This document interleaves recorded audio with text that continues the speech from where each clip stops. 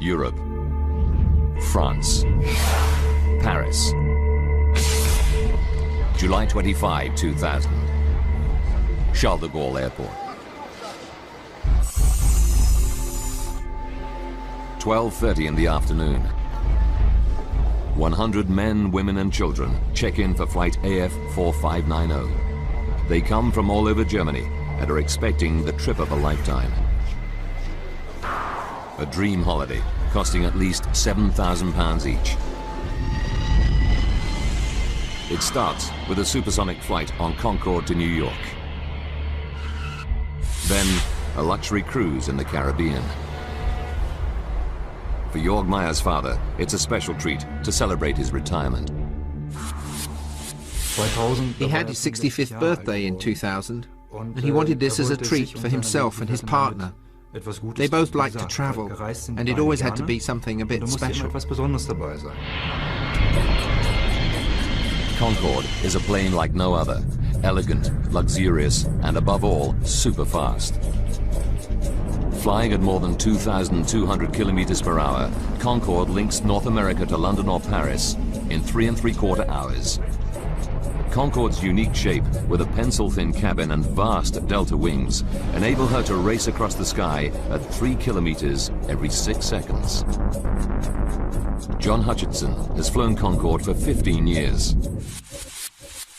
Best way of describing it is simply to say that it was a thoroughbred. It was a beautiful, responsive, powerful airplane, like, I don't know, the Kentucky Derby winner, if you like.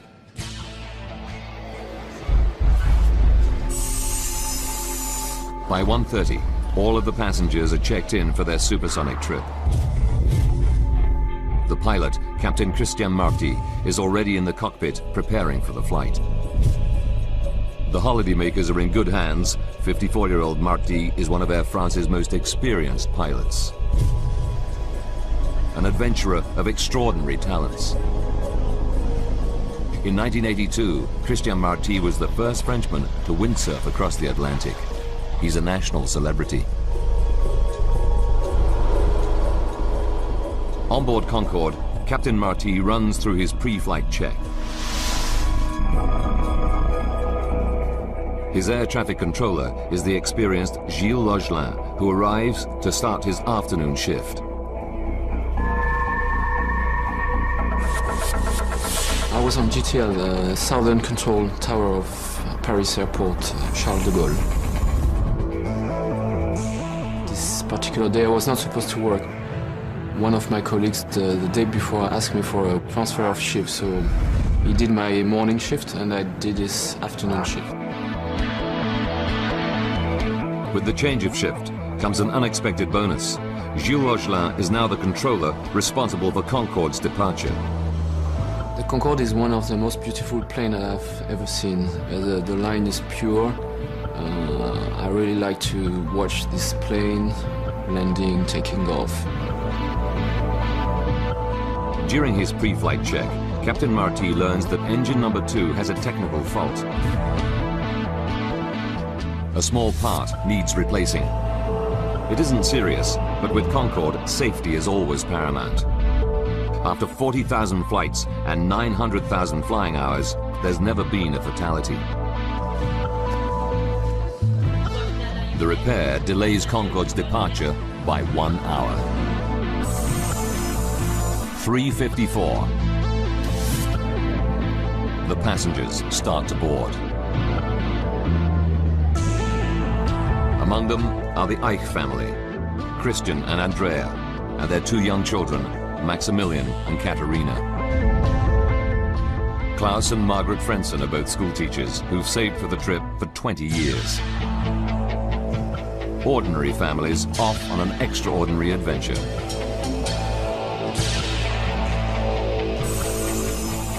At 4:35 in the afternoon, Concorde is ready to depart. Anticipation on board mounts as the supersonic jet taxis to the runway. In the control tower, Gilles Logelin clears Air France flight 4590 for takeoff on runway 26 right. It's 4:40 in the afternoon. So far, for passengers and crew, everything is normal. Captain Marty lines up the plane at the start of the runway, ready to release the power of Concorde's 4 Rolls-Royce engines. For senior pilot John Hutchinson, a moment like this is always special. As you open the throttles up full power, you'd feel this huge surge of power in the small of your back as the airplane accelerates down the runway, and you just get the feeling that the one thing the airplane wants to do at that point is to get into the air as quickly as possible, into its natural environment.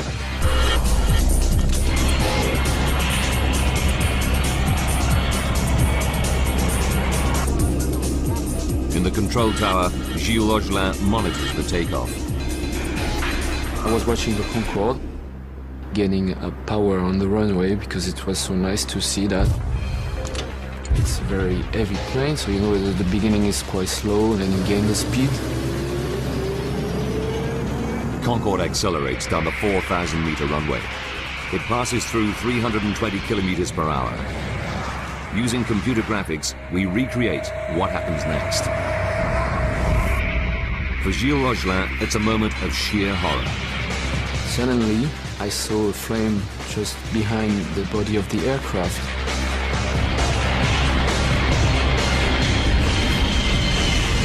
So I jumped on my mic to say, Air France 4590, you have flames behind you. Captain Marty cannot see the flames, but accelerating through 328 kilometers per hour, Concorde is committed to the takeoff. There are only 2,000 meters of runway left, but Concorde needs 3,000 meters to have any chance of stopping safely. After the speed, whatever is the situation, the plane has to take off. He could not abort the takeoff. And as I was watching the flames, I saw the nose of the Concorde lifting up. At 4:43 and 15 seconds, Captain Marty pulls on the control stick. Concorde takes to the air. This is how Concorde flight AF 4590 appears to witnesses. Martine Bournet works in an office on the western edge of the airport. At 4:44, she sees a terrifying sight. I was looking out of my window and I saw Concorde taking off very slowly with the back of the plane on fire. I was really afraid.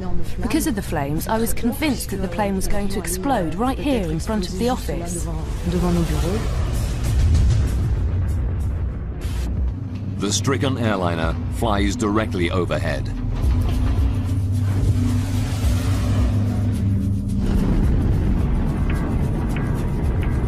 Close by where Martine works, courier Emmanuel Vermignon is driving his van past the end of the runway. When Concorde went over, I had the window open and I was wearing a polo shirt. And I can tell you that the heat the plane was belching out melted parts of my shirt and gave me little blisters. I could really feel the heat on the ground. While Captain Marty struggles with the controls to gain altitude, out of his vision, flames engulf the left wing. The sickening sight is caught on camera by the wife of a truck driver. It is the only video footage ever captured showing Concorde on fire. It'll prove to be a vital link in the investigation.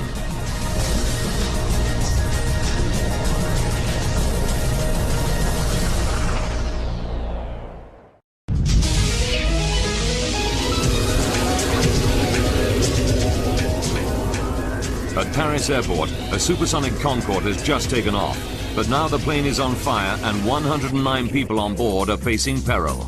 The next 69 seconds will be critical.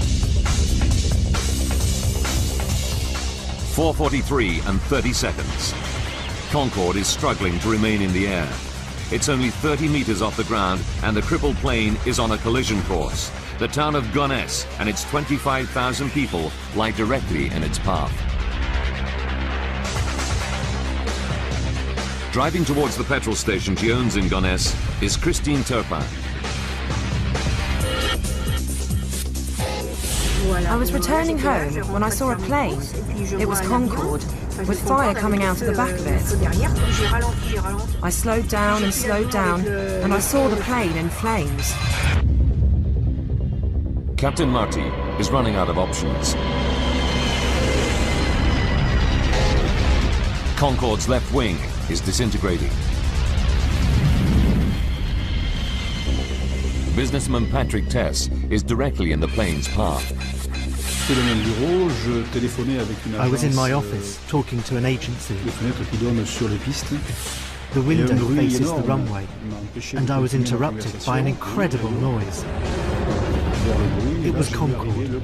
It was on fire, and it was listing violently.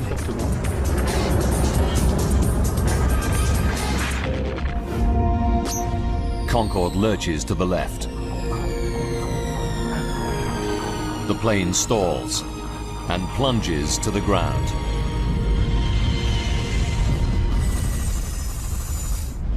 It's 4:45. It's the moment every air traffic controller dreads.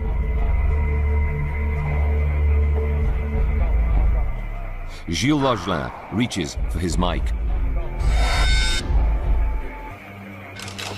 I've called the Air France and I said, Air France 4590, do you hear me? Air France 4590, me recevez-vous? I said it twice. Air France 4590, me recevez-vous? There was no answer.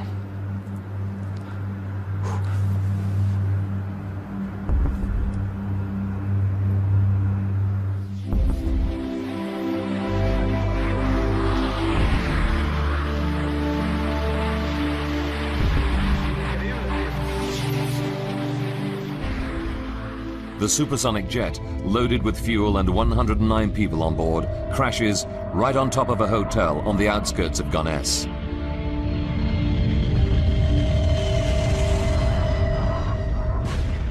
A terrifying fireball tears through the building. British teacher Alice Brooking has just checked into a first-floor room. So I went straight for the door of the room that I was in. Saw all the flames, saw there was no way out via the stairs. I leapt across the room, leapt across the bed to the window.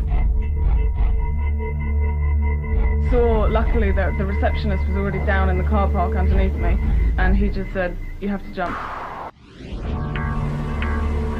At the same time, Christine Turpin also witnesses the explosion and fears the worst. It fell, and from where I was, I thought it had landed on the gas station. And I thought because my daughter and the girl who works for me were there, that they were all dead. As Christine Turpin drives in, a passenger armrest falls onto the petrol station. It's a chilling reminder for Christine of the fate of the passengers. When you saw the armrest, you couldn't help but imagine what it must have been like for the people on board the plane.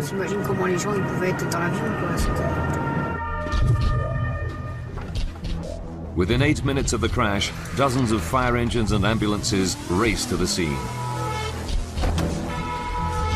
An appalling tragedy, not just for those on Concorde, but for those in the hotel. Regional Fire Chief Colonel Fabrice Chauvin leads the rescue. Whilst driving, there were many things going through my mind. The important thing for me was to divide the operation into two separate parts. One, the aircraft crash, extinguishing the fire and the rescue of any survivors. And two, organising treatment for the wounded before they're evacuated to hospital. The intensity of the fire is so great that it'll take 3 hours to bring it under control. As these TV news images show, the charred remains of the airliner and the hotel are unrecognizable. The rescue attempts are futile. 113 people die, 4 from the hotel and 109 passengers and crew in Concorde.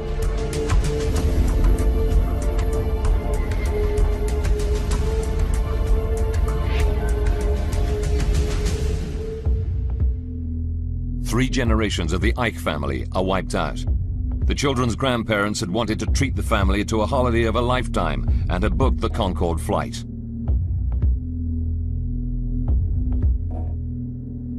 Schoolteachers Klaus and Margaret Frenson had saved for 20 years to fly on Concorde.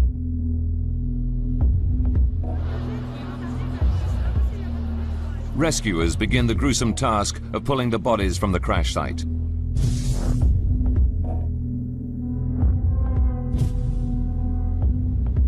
One of the hotel workers to die is a 19-year-old student, Kenza Rashid.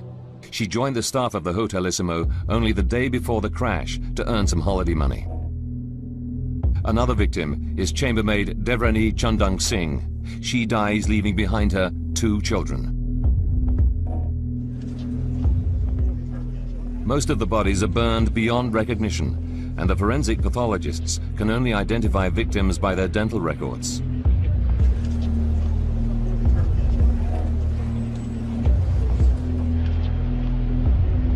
It's a harrowing time for the victims' relatives, like Jorg Meyer. One of the more difficult things was the identification of my father and his partner. One has to say, nothing much remains of the passengers after an air crash. That was difficult. Jorg will have to wait 2 weeks before pathologists identify the remains of his father. That's how long we had to wait. You can imagine that that's not exactly easy, day after day.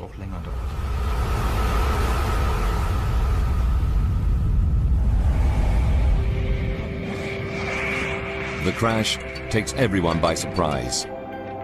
Concorde, the queen of the skies, the plane that makes supersonic travel a reality, people's dreams come true, had never had a fatal accident. Until this moment. It takes just 120 seconds to shatter that perfect record. Now, by rewinding the events of that fateful day and by going deep into the investigation, we can reveal what really happened. Cutting-edge computer simulation will take us where no camera can go, into the heart of the disaster zone.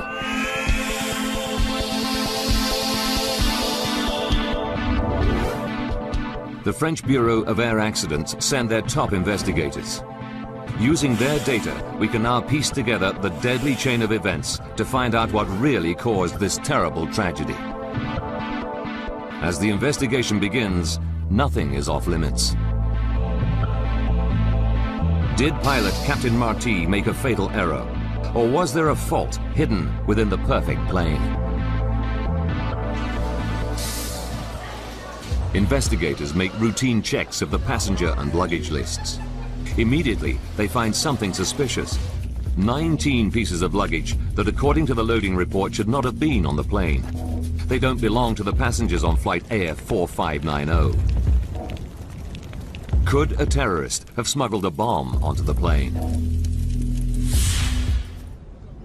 It wouldn't be the first time.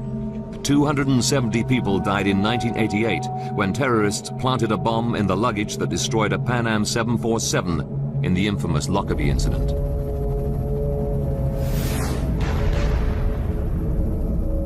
At Gonesse, investigators divide the Concorde crash site into a grid in order to make a meticulous search.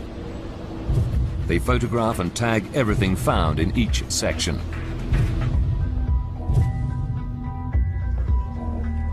It's a painstaking process, which takes 4 weeks.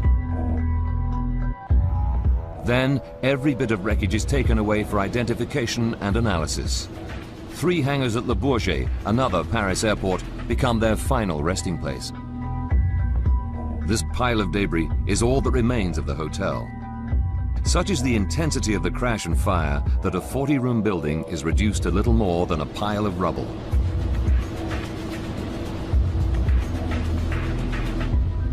And this is what remains of Concorde. One of the world's finest examples of modern engineering is now just a tangled heap of charred rubber, aluminium, melted plastic, and fractured hydraulics. The French investigators separate and identify every fragment. Among these burned remains lie the crucial clues to the cause of Concorde's crash.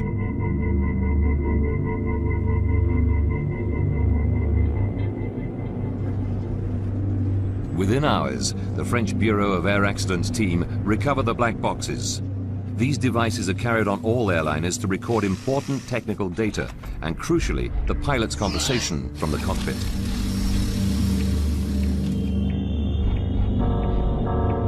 They analyze the black boxes. They hear no sound of an explosion. It's clear to them terrorism is not to blame. The investigators are forced to look for a new lead. They focus on the last-minute engine repair Captain Marty orders just before takeoff. They know Concorde returned from New York the previous day with a faulty thrust reverser on engine number 2. Thrust reversers help to slow the planes down after they've landed. Investigators analyze the flight data recorder closely, but find no evidence that a faulty thrust reverser could cause the accident. The pressure to find an answer increases. Until they do, the French authorities ground all Air France Concorde flights. The spotlight is now on the 120 seconds from the start of Concorde's final takeoff. Captain John Hutchinson has flown hundreds of Concorde takeoffs. Now, once you've lined up on the runway, the captain will then punch on the stopwatch and open the throttles fully.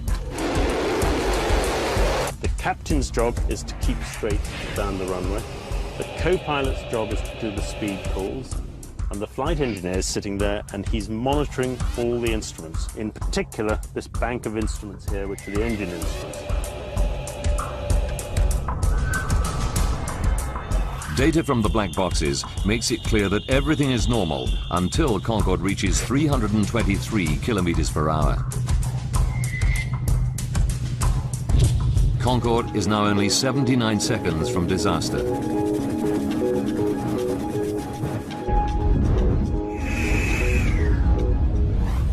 Data recorders reveal a sudden loss of power in both engines under the left wing. Immediately, the black box picks up the dramatic warning from the control tower. Air France 4590, you have planes behind you.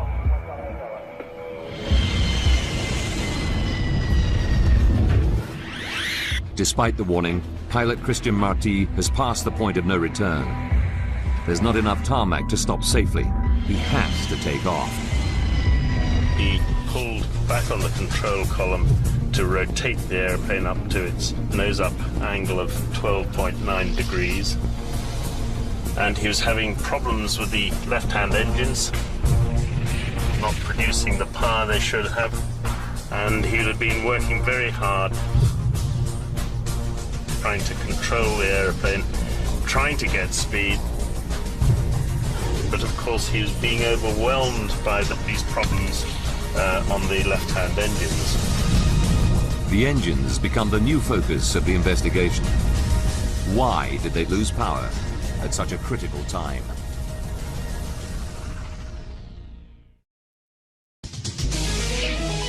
Just 2 minutes into its journey, Air France Concorde flight AF 4590 crashes, killing 113 people. A devastating blow to the world's first supersonic airliner. Using advanced computer graphics based on the official report, we go deep into the investigation to unravel the deadly chain of events. Investigators know that 2 left engines lose power as Concorde passes 323 kilometers per hour on the runway. But why? Then, an important new clue. The French investigators find several fragments of tire on the runway. One of them weighs 4.5 kilograms. Tests quickly confirm they belong to Concorde. It's a significant lead. Why? Because Concorde's tires inflate to extremely high pressures, which make them more likely to burst than other aircraft, especially during takeoff and landing. Pilot John Hutchinson explains. And in fact, when the captain pulls back to rotate, he's actually compressing the undercarriage into the runway, so there's even more stress on the tyres and the wheels at that particular point. This additional pressure makes Concorde's tyres even more vulnerable. Now they're onto something. The French accident investigators go back through the records and discover that for Concorde, tyre blowouts are far from rare. They identify over 50 cases of tyre burst on takeoff and landing over 24 years.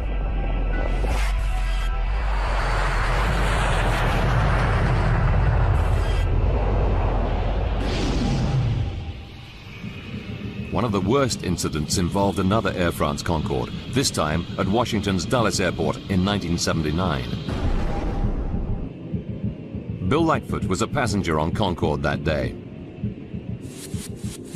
I could see a big ragged hole in the wing with like pieces of aluminum or metallic alloy and a lot of liquid pouring out of that of the hole that had been ripped in the wing. The official report into this accident found that the tyre burst during taxiing. Then the exposed metal wheel got very hot and exploded just before takeoff.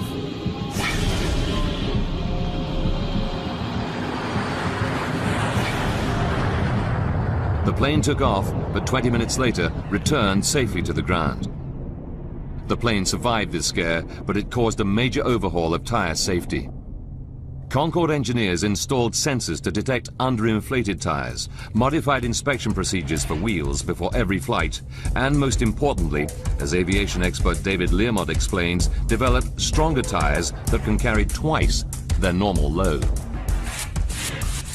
The requirement was that in test flights, you should be able to have a complete tyre blowout during the takeoff run, and that you should be able to complete the takeoff with no tyres left.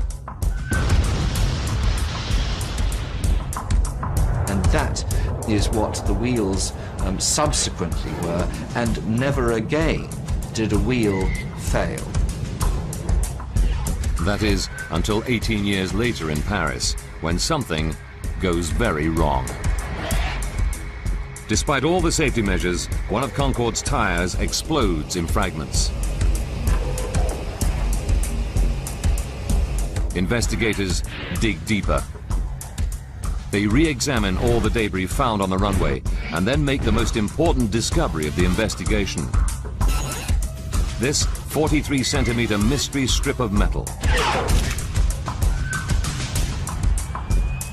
When you match the 43-centimeter strip of metal to the damage on Concorde's tyre, it's a perfect fit. Suddenly, the whole inquiry now depends on the source of this metal. Where did it come from?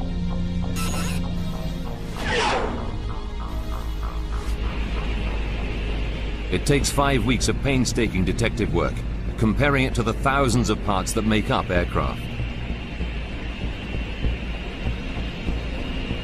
Then, a breakthrough.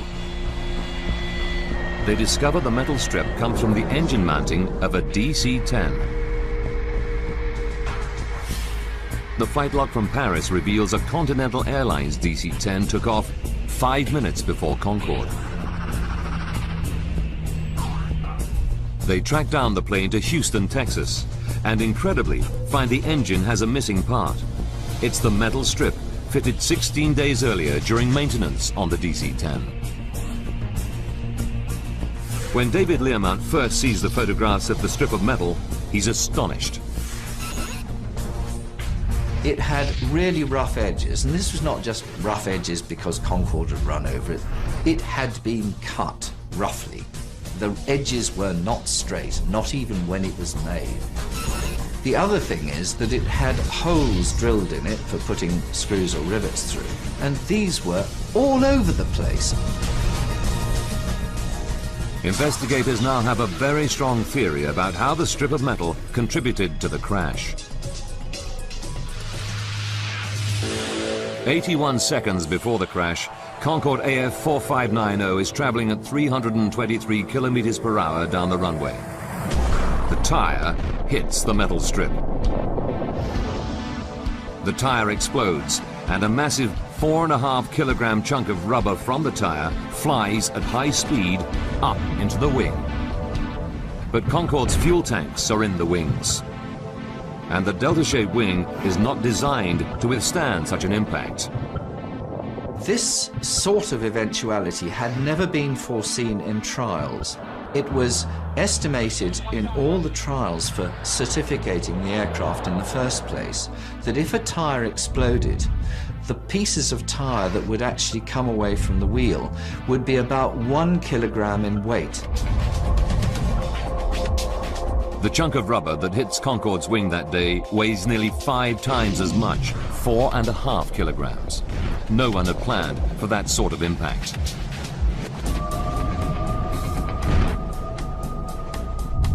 What's more, you can match the large rubber fragment of the tire with a dent on the wing. But surprisingly, the wing is not punctured at that point.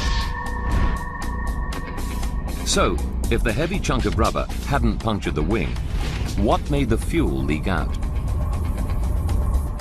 The piece of tire which actually hit the wing and did the damage was so big and so flat that although it was so heavy, it didn't go through the wing at all. And it caused such a shock wave to go through the fuel that it actually blew a plug of wing tank skin outwards. The shock was that bad.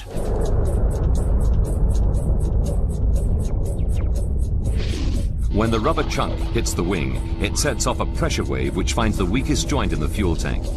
The fuel bursts out of the tank. 75 liters of fuel pour into the engine every second. But even fuel gushing over the engine needs a spark to ignite. Where did the spark come from?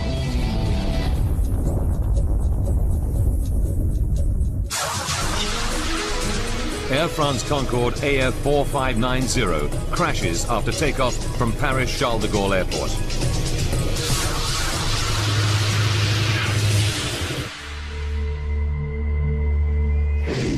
Our graphics can simulate a virtual camera on the runway to reveal the cause of the accident.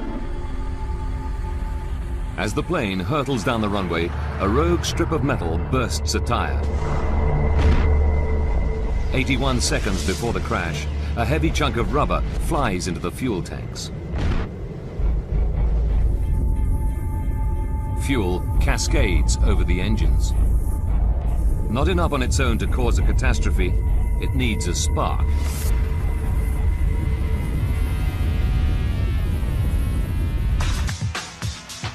From the cockpit voice recorder, we know that the pilots have trouble with the landing gear on takeoff.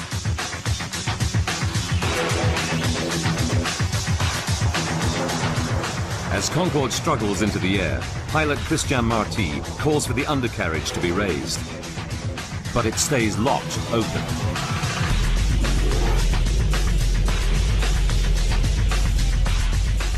The only video footage ever taken of the doomed flight provides further evidence. It shows the undercarriage in the down position. What stopped the wheels from retracting? The most likely explanation can be seen in this computer simulation.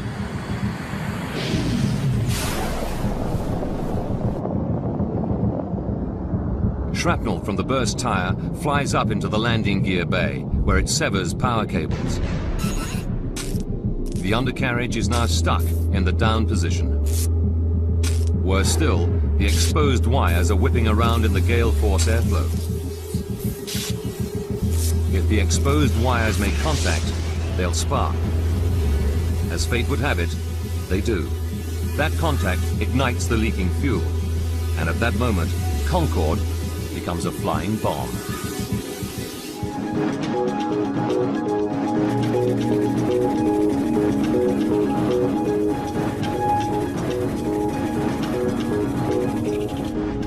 We can now tell you what it must have been like for Captain Marty in the cockpit.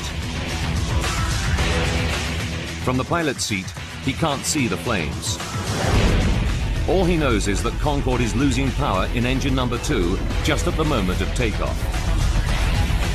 1 second later, the control tower alerts him to the fire. Air France 4590, you have planes behind you. Computer graphics show how Concorde would have looked. Now, to make matters even worse for Captain Marty, the number 1 engine is losing power as well. Events are conspiring against him. Aviation safety expert David Learmount explains why.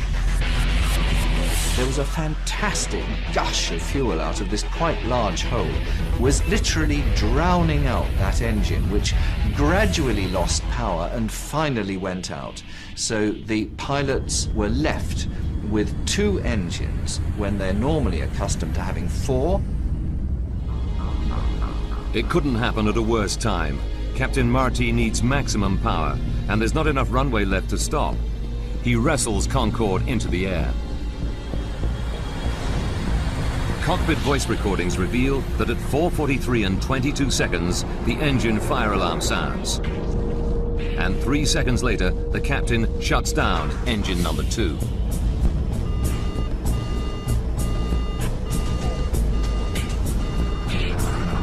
The drill for a fire warning is that you shut the engine down and cut off the supply of fuel to it to try and then fire the fire extinguisher for that engine to try and put the fire out.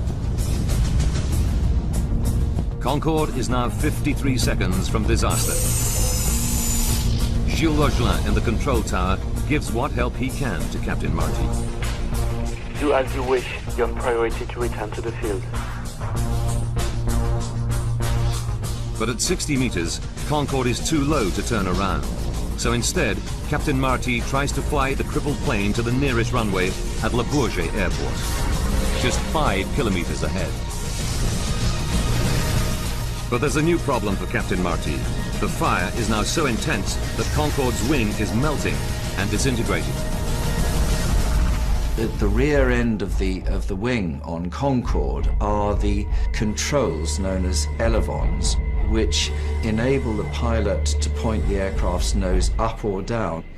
The fire was so fierce that the rear structure of the aircraft was being virtually evaporated. The pilot's essential controls were being destroyed.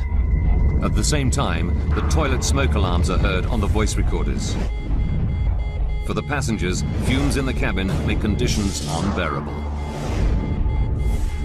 Concorde is now 49 seconds from disaster.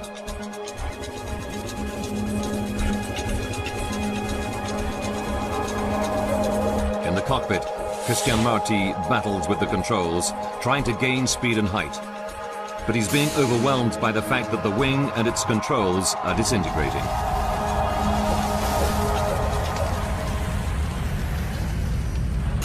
"33 seconds.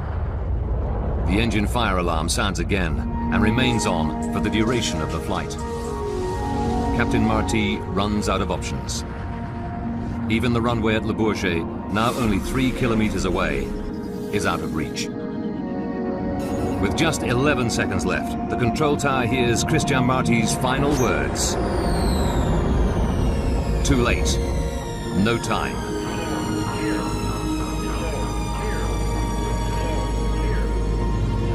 "4 seconds left. The plane dips below 15 meters. The final sort of act was the airplane reared up and heeled over into about 110 degrees of bank, so the airplane at that point became completely uncontrollable. 3 seconds. Concorde could no longer hang in the air. It stalls and begins to roll leftwards. A hotel lies directly beneath. The plane is about to come down.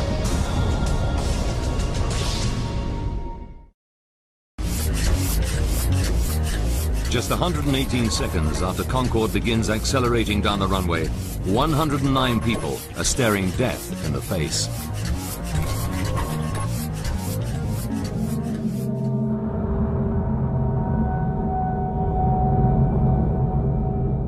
Two seconds later, Concorde crashes into an airport hotel.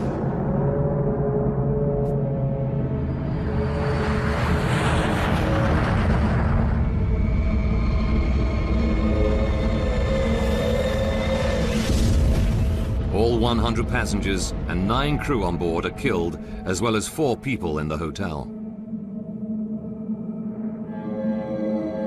Air traffic controller Gilles Logelin started Concorde on its fateful flight, and he is a witness to those terrifying final seconds. I knew that everything was finished. I knew that that it was the confirmation of a reality that I didn't accept, in fact. And because until this moment, I still had the belief that it was not true, that it was not the reality. So it gave me the point, I think. It gave me the reality that it was over, that's what could not happen has happened, that it was a real crash. Concorde, the world's only successful supersonic airliner, has its perfect 25-year safety record destroyed in just 120 seconds. It's a crash of unimaginable horror. The passengers had only a few seconds to prepare for death. Lawyer Christoph Wellens speaks for the victims. I think the passengers realized early on that something was wrong with the aircraft. The plane didn't climb. Then a wing caught fire. It flew at low altitude just above the ground. Then the plane started turning over. I think the passengers knew very early on that something terrible was about to happen, and that they must have been preparing to die. 2 days later, relatives are allowed to lay flowers at the crash site.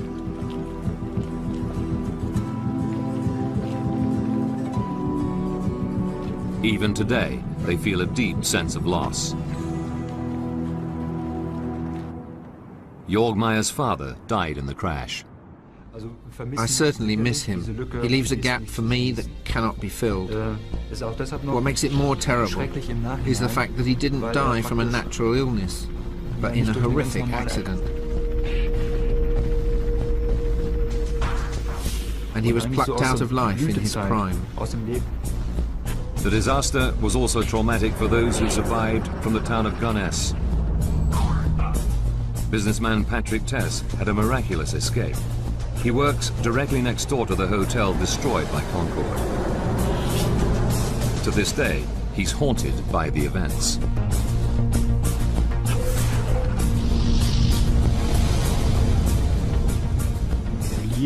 Well, of course the crash had an effect on me. You can't remain unaffected by it.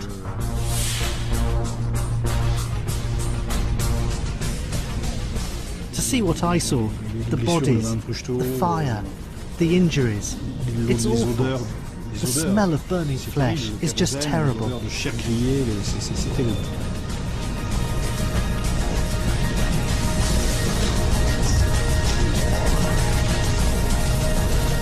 For Concorde, the Paris disaster is the beginning of the end. 3 weeks after the crash, all Concorde flights are grounded. Air France and British Airways, the 2 airlines that fly Concorde, have to make major safety modifications. Tires are strengthened so that they remain functional even when punctured by a 30-centimeter blade. Engineers encase the fuel tanks with bulletproof Kevlar liners to resist puncture. And electrical harnesses in the main landing gear bays are reinforced.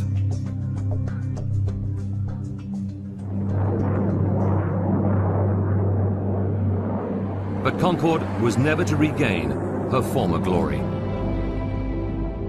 14 months after the crash, Concorde passenger flights resume, but the cost of maintaining and upgrading the aging fleet is too great. Passenger numbers decline sharply. On the 24th of October 2003, Concorde carries passengers for the last time. The first era of supersonic passenger travel is at an end. Concorde is now just a museum relic. That fateful July afternoon in Paris is due to a critical chain of events. A rogue strip of metal on the runway punctures a tire, propelling part of the wheel into the wing.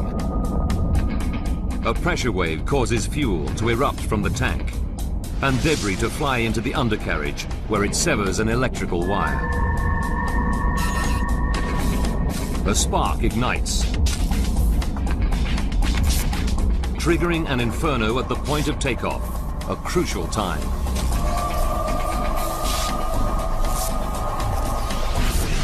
From then on, Concorde is doomed.